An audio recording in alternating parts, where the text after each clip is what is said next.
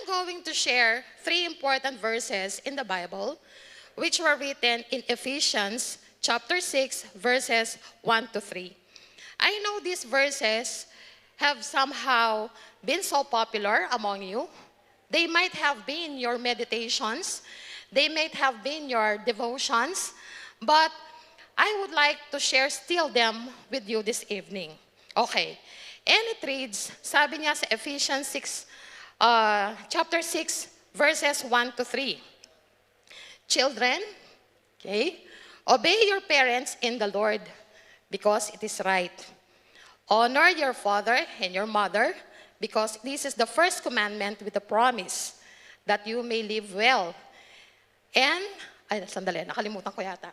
That it may go well with you and that you may live long in the land. So, ganoon ang sinasabi ng Ephesians 6, 1 hanggang 3. Alam niyo ba na ang verses na ito ay naisulat ng maraming beses sa ating Bible? Actually, the same verse was written sa Exodus 20:12. Okay? Naisulat na siya, honor your father and your mother. Okay, with the same verse na in-specify niya sa Ephesians. It was again written sa Deuteronomy 5:16. At inulit pa niya sa Ephesians 6:2-3. And do you know that the specific command, honor your father and your mother, was written 8 times in the Bible. Therefore, hindi po pwedeng sabihin na for us millennials, it's no longer applicable because that was written in the old times. That was written in the Old Testament. Yes, it was written in Exodus, it was written in Deuteronomy, but it was also written in the New Testament. Okay?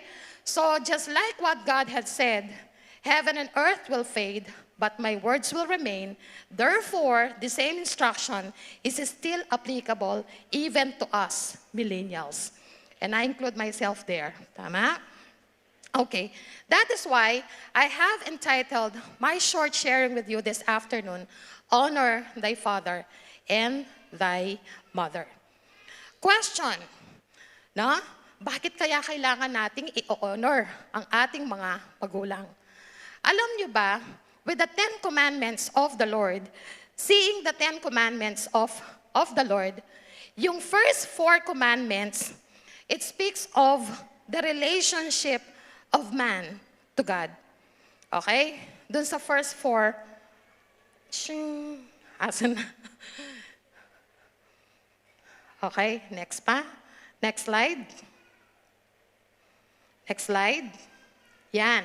With the 10 commandments of the Lord, the first 4 commandments have no other gods, do not make any idols, do not take the name of the Lord, God in vain, remember the Sabbath. These 4 commandments, it speaks of our relationship to our God. And the last 5 commandments, starting off with, thou shalt not murder, commit adultery, steal, false witness, and covet anything that belongs to your neighbor. It speaks of our relationship with our fellow man. But there must be a special reason why God had placed that commandment at the fifth, specifically after our relationship with our God. It's a cross-link between our relationship with the Lord and our relationship with our fellow men.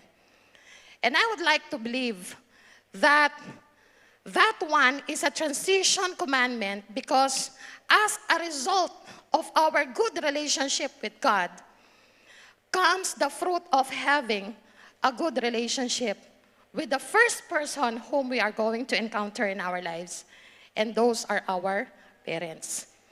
You cannot deal well with other people without dealing first at the very person whom you have had in your life. Bago po pa nakita si crush, nandyan ang mga parents mo. Tama? Therefore, why do we have to honor our father and our mother? There are only 2 reasons which I would be citing this afternoon. 1, You honor your father and your mother, and it's a must for us because it is right. Tama na i-honor, igalang natin ang ating mga magulang, ang nanay mo at ang tatay mo. Do you know that as we honor our parents, we are honoring the Lord? Because the very Creator, the very Lord, no, who created us through our parents, is pleased every time you honor your parents. Whenever you honor your parents, it is as if you honor the God whom we worship and who have created us. So it is right to honor our father and our mother. What is the second reason? Why do we have to honor our parents? Because there is a long and a satisfying life that awaits us. Do you know that there are 101 ways, tips in order for us to become prosperous? Sinasabi, ano ba yung mga pamamaraan kung para ang buhay mo o ang mga sekreto para ikaw ay maunlad, para ikaw ay magkaroon ng mahabang buhay, para maging tama ang buhay natin. Isa lang pala ang biblical tip, no? Isa ito sa mga commandments na with the first promise, sabi niya. It is the first commandment with the promise, and that is honoring our parents. There is a long, hindi lang mahabang buhay, hindi lang malawig, ito ay pinagpalang buhay. Ang sinasabi ng Malakay is, whenever we give our tithes, we will become a prosperous nation and a blessed nation. And that only speaks of financial blessings. Pero dito, ang sinasabi niya, bukod sa mabibless ka financially, magkakaroon ka pa ng mahabang buhay. In order for that blessings to be enjoyed by you, aanihin mo ang isang masaganang buhay kung wala kang buhay. Tama ba? But God had promised, He is going to give you a long and satisfying life. What's the secret? Honoring our parents. Okay. Now, of course, we wanted to make things right. Gusto natin ng maayos, gusto natin ng tama, gusto natin ng isang mahabang buhay at pinagpalang buhay. But how are we going to have this one? So, I will be sharing with you the house of honoring our parents. Nanggawan ko. So, bakit tanggawan ko, maging gusto. And at the same time, makanano kang I enjoy itang long and satisfying life. The first one is, we have to pay attention. Pay attention is, them parents ta pala, attention seekers la rin. They need us also, no? They need our attention. What do you mean by paying attention? Pati ba naman atensyon, binabayaran pa? It's just like saying, anong gagawin ko para mabigyan ko ng atensyon ang mga magulang ko? I have 3 key points. Number 1, we have to listen to our parents attentively. Ay, Sister Jenny, mo maintindihan, ima ako ng kaputa. Ima ako, may kami atong kapami, akalabi na yung adwa. Baluyo, ne? Pota palang maging penghari ka, welcome to the club, maputak ka naman. Baka sumobra ka pa kang mamu. Pota inong imamu, baril-barilan niya mo, ika-armalite ka. Ne? It's because they love us so much, no? Even before things happen, sila ang tunay na advance mag-isip. Do you know that? Mumugit siya pa yung anak, ay anak, magbabakag yan, manakbag ka. We don't understand it, but in their mind, it's for your security. It's for your safety. Anak kaya ka, Joshua, bisa anak magkasawa ka niyan. Mako naman, nalak pa ang paglolon. Even before you do it, kakarog na yung Mami Lunet para kang Joshua. Yeah? Kasi may tulinay nga na ako, potarugo. Potarugo yan, tayo magsawa yan. We do not appreciate the gems behind those words. They just want our lives to become better. But we don't appreciate it. As it is written in Proverbs 23:22. Sabi niya, listen to your father who gave you life, and do not despise your mothers even when they are old. Naburing sabyan, meron ka ng pakpak, kaya mo nang lumipad, kayang-kaya mo na. Ako mong pumikapakpak. Okay? Ang palagyan ka sarili mo. Ibon. Hindi ibig sabihin, may trabaho ka na, kaya mo na, no? Kayang-kaya mo na mamuhay na walang magulang mo. Tatandaan natin, being children knows no age. Yes, in the stages of development, from infancy, no? Toddler, children, childhood, but the term children will remain tagged to us forever. Hanggang 75 years old na ka, you remain to be a child of your very own parents. Because you just show up from any mushroom. Kami ni ba't kanta lang damulag as they usually tell us. Therefore, we have to listen to our parents even if we are already grown up. Number 2, we have to obey our parents. And how should we obey our parents? We have to obey cheerfully. Manos na kamong pinggantong, loko naman, aliwa naman niya akong bengan.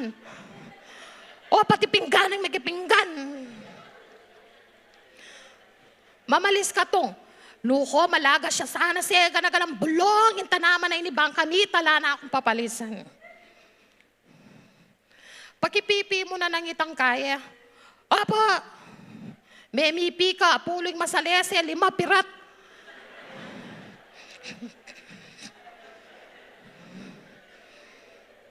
Ota kasi Mami Blas lang, Mami Blas.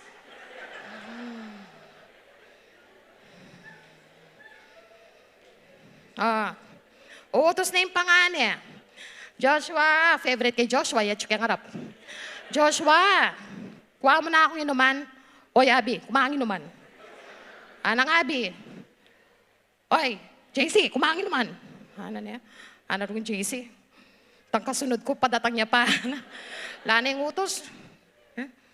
Makasimangot pa mo. Pero, potang manyat kang pera. Kumusta ko? Naangkaga na ka. Kulang na mo, pati bubong, gadgaran mo.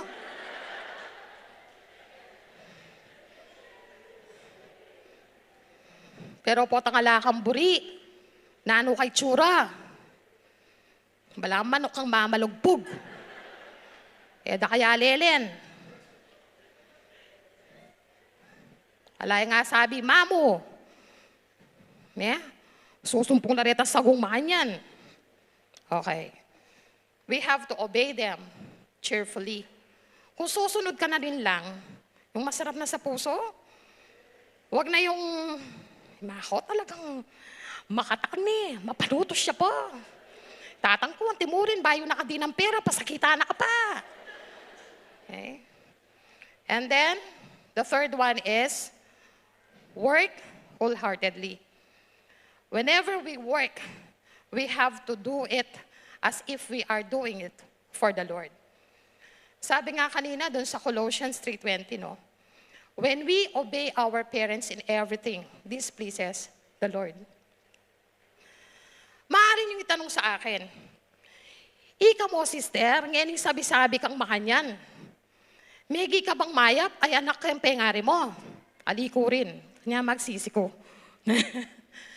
Atin bang instance, kembiye mo, na bigla raman niya rin ima mo, ang pagtatang mo.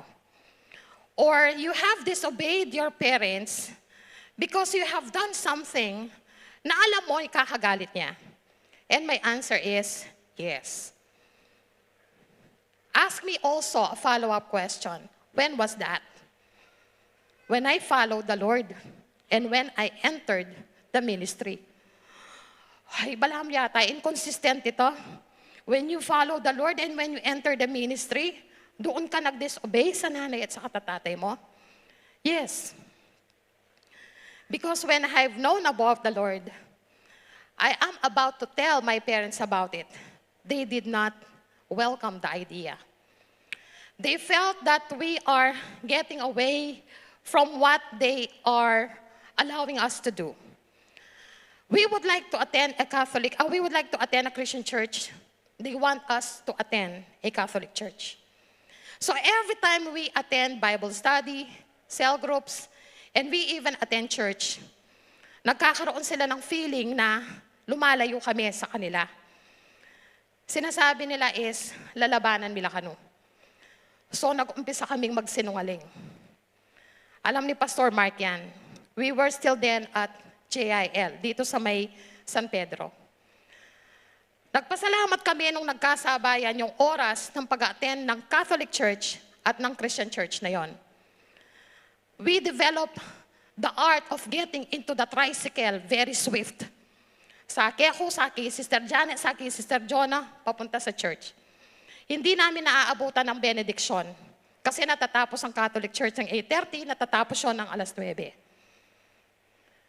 We did not have the security of minds kasi kinikip namin yon until the church had an encounter. And we were the first batch dito sa sa Hills of Glory. And the first thing that I have done is to correct the mistake that I have had.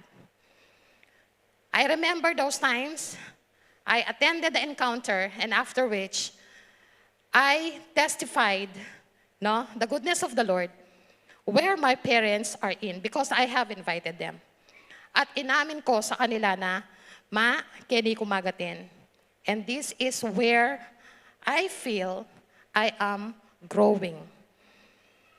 Physically and spiritually. Okay? So I thank the Lord that it was brought out in the open. Bakit ko dinisobey ang mga parents ko?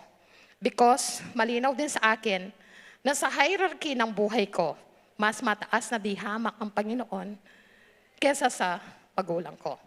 Amen? So pwede kang mag-disobey kung ang dinidisobey mo ay ang Panginoon. Dahil alam ko na i-correct din niya balang araw kung ano yung mga hinaing ng ating mga puso. Okay? So, we have to pay attention by listening attentively. What else? By obeying. How? Cheerfully. And by working wholeheartedly. The second point, after paying attention, we have to be responsible children. How can we honor our parents? By being responsible. Siyempre, kailangan may equate yan. The first one is, always talk to them and treat them with respect. Several times kong binanggit sa inyo ang honor thy father and thy mother. Ano bang ibig sabihin ng honor? To honor means it is to measure the value of something or someone. And do you know the value of our parents? It's actually incalculable. The value of our parents is priceless. Just like how priceless you are at the sight of the Lord. Sometimes, you still have to wait for that empty chair to find out how valuable is the person. Sometimes even before you appreciate the person seated at your right side or your left side, that chair has to be vacated first. Pero wag na sana nating hintayin yon sa mga magulang natin. That we have to talk to them and treat them with respect while they are around. Especially yung kinakausap ko, yung mga kasama pa nila, yung kanilang mga magulang. Sometimes the least person you will be talking to are your parents. Your friends have known so much about you. The least is your mother. The least is your father. Okay?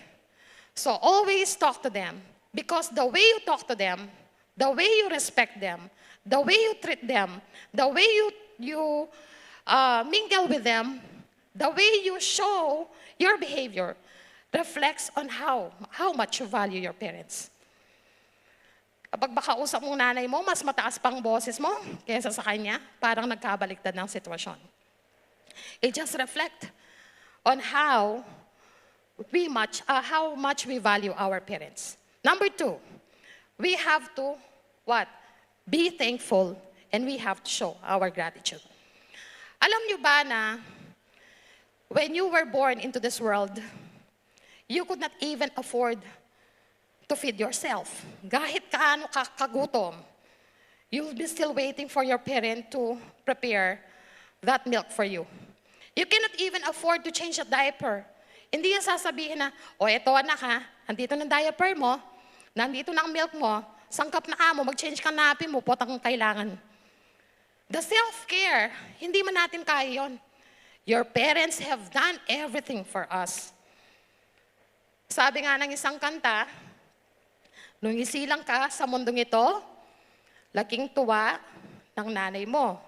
At ang kamay nila, ang iyong ilaw. Ano pa? Kakantahin ko pa ba? Pero ngayon ay malaki ka na. Nais mong maging malaya. At ikaw na nga ngayon ay naging tarantad. Ay, barumbado. Ay, nanokse. O yan, ganyan ka na. Okay? So parang hindi ka na nila kakilala. But you might be telling me, sister, kaya mo sasabi mo yan kasi you grow in a family where you are with your parents. Okay, magngawala, dear cheer for me. Okay? Sabi na sa akin, tuloy mo lang yan. Hindi mo naintindihan, you do not know what I am going through with my parents. But you know what? Since you are here, and you are still at the good side of the earth, well, there is still reason to be thankful unto the Lord that your parents had still done something good for you. You might be saying, you don't understand the dark circumstances I have gone through with my life just because of my parents. But you are still seated here with me. And what the enemy meant for evil, God meant it for good. That is why you still have to thank your parents. Kagaya ng sinabi ng Romans 8:28, that all things work together for good for those who love God and to those who are called according to His purpose. Gaano man kadilim o kinos ng mga magulang mo, the fact na nandito ka, mabuti pa rin ang Diyos at mayroon tayong dahilan na ipagpasalamat ang buhay ng ating mga magulang. Amen? The third one is, this one is different from the first, communicate with them. Those who are no longer living with the same household, nakasamang kanilang mga magulang, do not hesitate to give them a phone call. That quality talk sometimes can be the highlight of their lives every week. That they always look forward na, ay, dati nga'y Christian kanyon. Okay? Hindi niya kasama kasi. That my son Paul is coming home and that I will prepare yung something na favorite niya. You just do not know how glad your parents are every time you take time to visit your parents. A short phone call or a quick call, no, will surely make their day. Kumustahin natin yung ating mga magulang. And in that way, they are honored. The second to the last, and I'm about to end. The fourth is, we have to pray for them and we have to pray with them. There are a lot of things you can pray for your parents. You can pray for their health. You can pray for their work if they are still working. You can pray for salvation if they haven't had any encounter yet with the Lord. You can pray for a lot of things for your parents. And if you feel that you are withdrawn from your parents, pray for your parents that now, that God will treat us this cold feeling between you and your parents. And the last, and this is the sweetest way on how we can honor our parents. It's to forgive our parents. There may be ways, there may be times that your parents themselves have hurt you. But I would like to tell you that our parents are not the perfect people whom we would like to have. Sometimes we could even compare ourselves to others. Sana anak na lang ako ni ganito. Bakit yung nanay niya ganito? Kaibigan niya, samantalang ako, nanay ko ganito. Sana yung tatay ko parang ganito na lang, yung kagaya ng tatay ni ganito. Samantalang yung tatay ko ganito. We have a lot of complaints. But remember, as we are passing through several trials, our father, our mother also have their own challenges in life na kailangan nilang panagumpayan. So right this point, if you have anything in mind, so you can honor your father, you can honor your mother, the first thing that we can do is release forgiveness. If there is anything that might have hurt your feelings, your emotions, that they did not meet your expectations. Bakit ang nanay ko hindi ako pinaaral sa ganito? Bakit ang tatay ko ganito lang magbigay ng allowance? That we keep on complaining so much about their family and our parents. The sweetest way that you could ever honor your father, your mother, is to forgive them and to pray for them. Thank you for joining us. If you enjoyed this message, take a minute to like and share this video and page and subscribe to our YouTube channel. Also, mention your friends and loved ones. And if this ministry greatly impacted and touched you, and you would like to partner with us, you may check the following accounts on the screen. Thank you for watching and see you again on our next video.